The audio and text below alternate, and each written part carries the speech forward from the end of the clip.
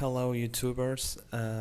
This is Slender anxiety testing number 2, and as you can see, this is nighttime mode, which is actually the original mode. I mean, you have to beat this mode in order to get daytime mode and marble hornets and the twisted wheel mode.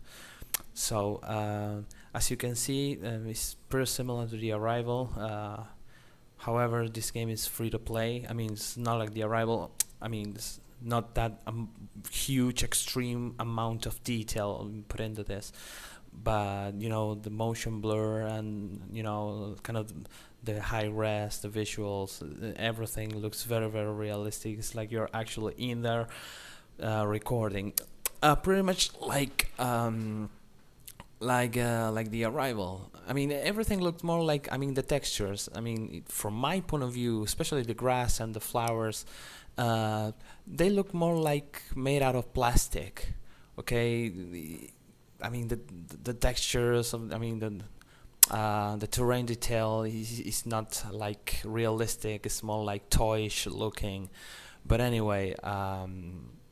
You know, because real grass don't look like that. I mean, that's not the color of real grass. But anyway, I love the textures. I mean, it's very well done. It's very scary, and it's kind of a mixture between the original Slender the Ape Ages. As you can see, when I sprint, I mean, the bitch or the character, I believe is a she. Points her flashlight towards the ground, so you can see where you're going. Well, especially in nighttime mode. Okay, you can see what's right in front of you, and that can lead to an instant death, if you know what I mean. I'm not getting the pages now. I'm not actually playing the game. I'm just showing it on, you know, trying to convince all guys to play this because it's really, really amazing. As I said before, it's still on beta, so.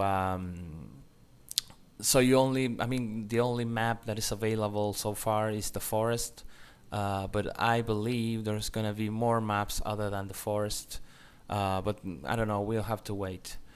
As you can see in the map, you're not only I mean, you won't find only pages, but this kind of weird videotapes. See here in the van, there will be a videotape. There are different spawning locations for these videotapes.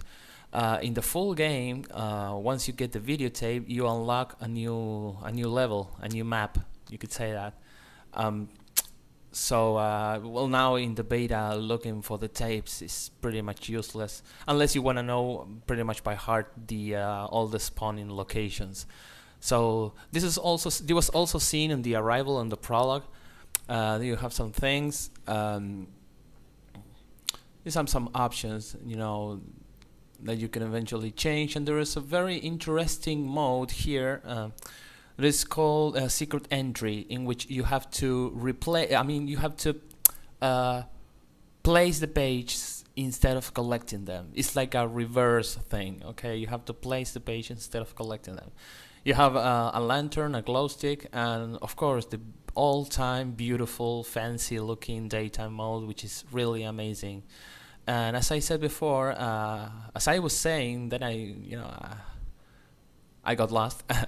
This is a mixture between the Arrival and the original The Ape Ages, because it has some locations, as you see, the brick walls and, you know, the tunnels, this kind of pipe-looking tunnels, the rocks, and things from Slender the Arrival, like this thing here, which is a lookout tower, and the water tower that I'm shown before, and you know, the containers and the classical building, you know, in the middle of the map, which is pretty much a death trap after you collect the third page or so.